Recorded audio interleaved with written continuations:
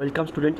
দেখো স্টুডেন্ট, তোমরা দেখতে পাচ্ছ একটি এক্সারসাইজ নিয়ে আমি আজকে বসেছি, যেখানে তোমাদের চ্যাপ্টার 2 অর্থাৎ তথ্যের উপস্থাপনা থেকে আমরা এমসিকিউগুলো আজকে সলভ করবো। এমসিকিউ সলভ করতে তোমরা নিশ্চয়ই বইয়ের পিছনে অ্যান্সার দেখেও করে নিয়েছো।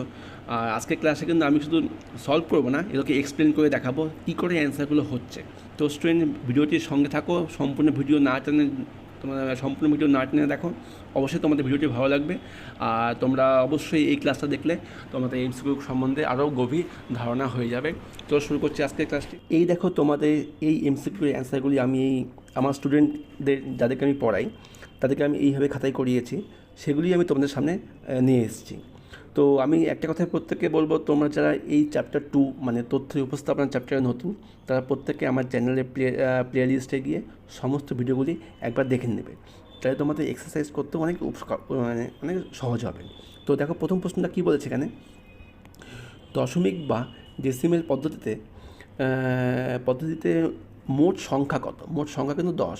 অবশ্যই আমরা প্রত্যেকে জানি যে ডেসিমেল পদ্ধতির বেস হচ্ছে 10, সেজন্য কিন্তু এখানে মোট সংখ্যা 10ই হবে। তো এবার দেখি নাম্বার 2 কোশ্চেন। নাম্বার 2 কোশ্চেন কী বলেছে, বাইনারি সংখ্যা পদ্ধতিতে মোট সংখ্যা হলো কি? দেখো, আমি এখানে উত্তর লিখেছি এদের কোনোটি নয়। কেন লিখেছি? তোমরা যারা বই ফলো করছো দেখবে বইয়ের মধ্যে অপশান দেওয়া ছিল 4, 8, 6। এই 4, 8, 6 এদের কোনোটি কিন্তু বাইনারি সংখ্যার বেস নয়, সেজন্য কিন্তু উত্তর হবে এদের কোনোটি নয়। আর প্রত্যেকে এমসিকিউ যখন সলভ করবে একটা জিনিস অবশ্যই খেয়াল রাখবে যে তোমরা অবশ্যই দেখবে যে বেশিরভাগ যে সমস্ত এমসিকিউর মধ্যে উত্তরে তোমার দেওয়া থাকবে যে এদের কোনোটি নয় বা নান অফ অ্যাভাব, সেগুলো কিন্তু বেশিরভাগ ক্ষেত্রে উত্তর হয়ে যায়। এবার দেখি 3 নম্বর প্রশ্নটা। 3 নম্বর প্রশ্ন কী বলছে, অক্টাল পদ্ধতিতে মোট সংখ্যা কত? 8। কেন 8? কারণ অক্টালের বেস হচ্ছে 8। ঠিক আছে, বুঝতে পেরেছ? আচ্ছা, এবার দেখে নিচ্ছি আমরা 4 নম্বর প্রশ্ন। কী বলেছে, হেক্সাডেসিমেল সংখ্যা পদ্ধতিতে মোট সংখ্যা কত? 16। কেন? হেক্সার বেস কিন্তু আমাদের 16। এবার দেখে নেব আমরা 5 নম্বর অঙ্ক। 5 নম্বর এমসিকিউ কী বলছে, কোনো সংখ্যা পদ্ধতি শনাক্ত করার প্রয়োজনে কি বেস বা রেডিক্স? কেন? বেস বা রেডিক্সের সাহায্যে কিন্তু আমরা বলতে পারবো যে এটা কোন ধরনের সংখ্যা, হেক্সা, ডেসিমেল, না অক্টাল, না বাইনারি। কারণ কি, দেখো বাইনারি বেস 2, আমি 2 দেখে বলতে পারি এটা বাইনারি সংখ্যার বেস।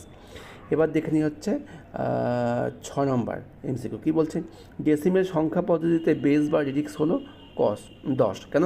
ডেসিমেলের বেস 10, অবশ্যই 10 হবে। এবার দেখে নিই 7 নম্বর। 7 নম্বর কী বলেছে, বাইনারি সংখ্যা পদ্ধতিতে বেস কত? 2, অবশ্যই বাইনারি বেস 2। এবার দেখে নিই আমরা হচ্ছে 8 নাম্বার, অক্টাল সংখ্যা পদ্ধতির বেস কত? 8, অবশ্যই 8, কারণ অক্টালের বেস হচ্ছে 8। আচ্ছা, 9 নম্বর কী বলেছে, হেক্সাডেসিমেল সংখ্যা পদ্ধতির বেস বা রেডিক্স কত? অবশ্যই 16, কারণ হেক্সায় কিন্তু বেস হচ্ছে 16।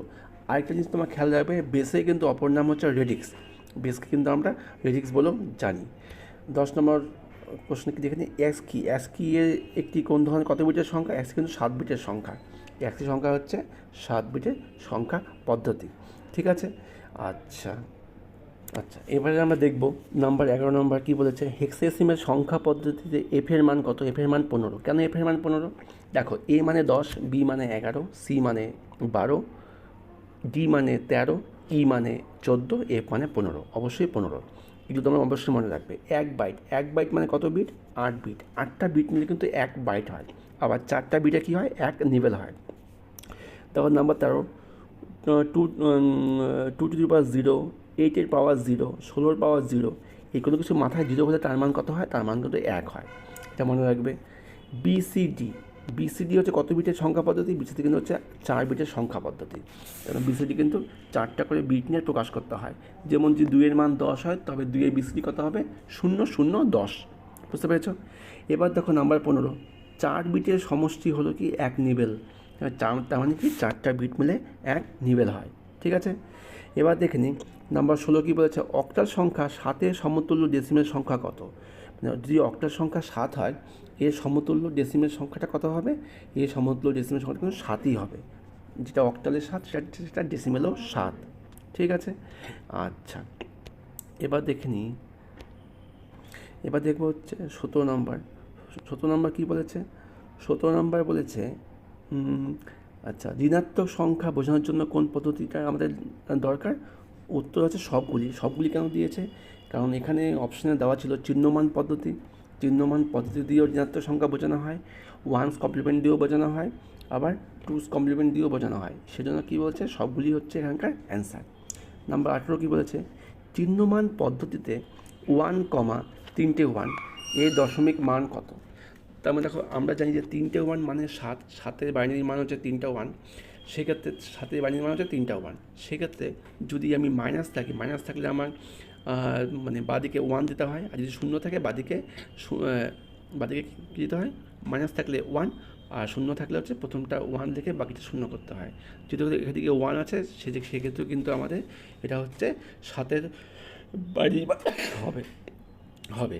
ওকে, এবার দেখে নিই হচ্ছে পরেরটা অ্যাস্কি কোডিং পদ্ধতিতে 65 ডেসিমেল সংখ্যার সমতুল্য অক্ষর কোনটা? এ। আমার যেটা বড় হাতে এ কিন্তু মান শুরু হচ্ছে 65 থেকে। এটা তোমাদের আমি এর আগেও ক্লাসগুলোতে বলেছিলাম, কিন্তু এখানে বড় হাতে এ মানে 65 থেকে হবে, আবার বড় হাতে বি মানে কিন্তু কত হবে, 66। ওকে, এবার দেখে নিই নিচে কোনটি 8 বিটের সংখ্যা পদ্ধতি? অবশ্যই কী হবে, এফসিডি কিন্তু 8 বিটের সংখ্যা পদ্ধতি। ঠিক আছে, তোমাদের অপশন ছিল এখানে বিসিডি হচ্ছে 4 বিটের, অ্যাস্কি 7 বিটের, এফসিডি হচ্ছে 8 বিটের সংখ্যা পদ্ধতি। বুঝতে পেরেছ? আচ্ছা, এবার দেখে নিই আমরা হচ্ছে 21 কী বলছে, 56, এখানে 56 বেস 8 ইকুয়াল টু কত 10? তার মানে কি আমাকে অক্টাল থেকে ডেসিমেল মান বের করতে হবে। এই ক্ষেত্রে দেখো অক্টাল থেকে ডেসিমেল বের করার নিয়ম কি, দেখো আমি পাশে অঙ্কটা করে দিয়েছি, 5 গুণন 8 প্লাস 6 গুণন 8, 8-এর মাথায় পাওয়ার 0, এদিকে 1, এটাকে সলভ করলে কিন্তু আমাদের 46 হচ্ছে। বুঝতে পারলে? অত উত্তর কত হবে, 46 বেস 10। তারপর দেখো 22 নম্বর ম্যাথ কী বলছে, 3 বেস 8 মাইনাস 7 বেস 8, এটার বিয়োগফল কত হবে অক্টাল নিয়মে? যেহেতু দেখো 3 হচ্ছে ছোটো, 3-এর সাথে আমাদেরকে 8 যোগ করতে হবে, এবং যদি 8 যোগ করলাম 8 3 11 হলো, 11 থেকে 7 বিয়োগ করলে 4, উত্তর কিন্তু আমাদের হবে 4। অতএব উত্তর কথা হচ্ছে 4 বেস 8। ওকে, আচ্ছা, তাহলে আমাদের 22টা সলভ হয়ে গেল। এবার দেখে নিই পরের পার্টটা কী আছে। আচ্ছা, এবার দেখে নিই পরের ম্যাথগুলো। দেখো পরের ম্যাথগুলো আমাদের আর মাত্র 8টা ম্যাথ বাকি আছে, আমরা এবার এগুলোকে সলভ করে নিই। দেখো নাম্বার 23 কী বলছে, 63 বেস 8, 63 বেস 8 এর সমতুল্য ডেসিমেল মান কত? এটাকে কী করতে হচ্ছে, মানে আমাদের কিন্তু ডেসিমেল ভ্যালু বের করতে হচ্ছে। মানে 60 থেকে তুমি যদি হচ্ছে 2 দিয়ে ভাগ করে আচ্ছা, অক্টাল থেকে বাইনারি বের করার নিয়ম হচ্ছে প্রতিটা সংখ্যা সমতুল্য 3টা করে বিটযুক্ত বাইনারি মান বের করতে হয়। তার মানে কি 6-এর বাইনারি মান কত, 110, আর 3-এর কত, 11। যেহেতু 3 বিট করতে হবে সেই জন্য কিন্তু আমরা বাদিকে একটা 0 দিয়েছি। ঠিক আছে, তাহলে কিন্তু আমাদের উত্তর কথা হচ্ছে 110 0 1 1। দেখো 110 0 1 1, এটা কিন্তু উত্তর আমাদের। তো এবার দেখবো হচ্ছে অক্টাল সংখ্যার যোগের নিয়ম কি, দুটি সংখ্যা নর্মাল যোগ করতে হবে, যদি যোগফলটা 7-এর বড় বা 8-এর সমান বা বড় হয় তবে কিন্তু 8 বিয়োগ করতে হবে। সেক্ষেত্রে দেখো 7 2 যোগ করলে 9 হয়, 9 কিন্তু 8 থেকে বড়, সেক্ষেত্রে কিন্তু আমরা 8 বিয়োগ করলাম, অতএব কত হলো, 1 হলো। যেহেতু 8 বিয়োগ করলাম পাশের ঘরে 1 যোগ করতে হবে, অতএব 11। উত্তর কিন্তু 11 এসছে, উত্তর 11 এসছে। আচ্ছা, এবার দেখে নাও -101 বেস 2 এর হচ্ছে ওয়ান্স কমপ্লিমেন্ট কত? তোমরা দেখো পাশে রাফে দেখতে পাচ্ছ আমি সলভ করেছি, যে ওয়ান্স কমপ্লিমেন্ট হবে কিন্তু 10 10 বেস 2। ঠিক আছে, কারণ -110 মানে হচ্ছে -5-এর বাইনারি মান, তাকে কিন্তু আমরা সলভ করেছি, উত্তর হয়েছে 10 10। ঠিক আছে, চলো এবার দেখে নিই 26 নম্বর ম্যাথ কী বলেছে, হেক্সাডেসিমালে বিয়োগ করতে বলেছে। তার মানে হেক্সাডেসিমালে বিয়োগ নিয়ম কি, এটা নর্মাল বিয়োগের মতোই হয়, কিন্তু যদি বিয়োগ মানে উপরের সংখ্যাটা ছোটো হয় তবে তার সাথে কিন্তু 16 যোগ করতে হয় এবং পাশের ঘরে 1 বিয়োগ করতে হয়। সেক্ষেত্রে দেখো আমাদের উত্তর কত এসছে, উত্তর কিন্তু এসছে আমাদের 13 মানে ডি। তোমরা খেয়াল করে দেখো, পাশের রাফটা দেখে নিও, আর প্রত্যেকে খাতা পেন নিয়েও বসো, যদি তোমাদের অঙ্কগুলো মনে হয় যে লিখে নিতে পারো। এবার দেখো 27 নম্বর ম্যাথ কী বলছে, FAB বেস 16 মানে হেক্সা থেকে বের করতে বলছে বাইনারি মান। হেক্সা থেকে বাইনারি মান বের করার নিয়ম কি, প্রতিটা মানে সংখ্যার সমতুল্য কী করতে হবে, 4 বিটযুক্ত বাইনারি মান বের করতে হবে। এই দেখো তোমাদের এখানে কিন্তু অঙ্কটা করে দেওয়া আছে। এফ মানে তোমার কত, এফ মানে হচ্ছে 15 বাইনারি মান কত, 4টা 1, এর মানে হচ্ছে 10 10 মানে 10 10, বি মানে হচ্ছে 11 11 মানে 10 11। এই মানগুলো কিন্তু এখানে বসে গেল। ঠিক আছে, চলো এবার দেখি না 28 নাম্বার ম্যাথ কী বলছে, 3টা 1 বেস 3টা 1কে যোগ করতে বলেছিলে কত হবে, উত্তর কিন্তু আমাদের 11ই হবে, কারণ 11 মানে কি যোগ করলে 11 1, হাতে 1 ক্যারি, অর্থাৎ 1 হলো 1 ও ক্যারি 1। ঠিক আছে, আচ্ছা এবার দেখে নিই 29 নাম্বার কী বলেছে? 29 নাম্বার বলেছে ISCII কোডের মাধ্যমে সর্বাধিক কতগুলি ক্যারেক্টারে প্রকাশ করা যায়? এটা কিন্তু উত্তর হবে সর্বাধিক 256টা ক্যারেক্টার প্রকাশ করা যায়, মানে 2^8। যেহেতু আইএসসি কোডের কোড হচ্ছে 8 বিটের কোড, সেই জন্য কিন্তু এখানে 256টা ক্যারেক্টার তৈরি করা যায়। আর লাস্ট আমাদের এমসিকিউর অ্যান্সার ছিল হচ্ছে এফসিডি কোডের মাধ্যমে সর্বাধিক কতগুলো ক্যারেক্টার প্রকাশ করা যায়? এটাও কিন্তু 256টা ক্যারেক্টার প্রকাশ করা যায়, কারণ এফসিডি কোডও কিন্তু হচ্ছে এটাও কিন্তু হচ্ছে 8 বিটের কোড। এই হলো আমাদের আজকের ক্লাস। এমসিকিউগুলো আমরা খুব ভালোভাবে সলভ করলাম।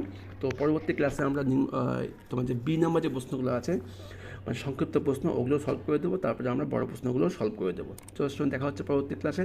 ততক্ষণের জন্য বাই, সঙ্গে থাকো, ভালো থাকো, ভালো করে পড়াশোনা করো।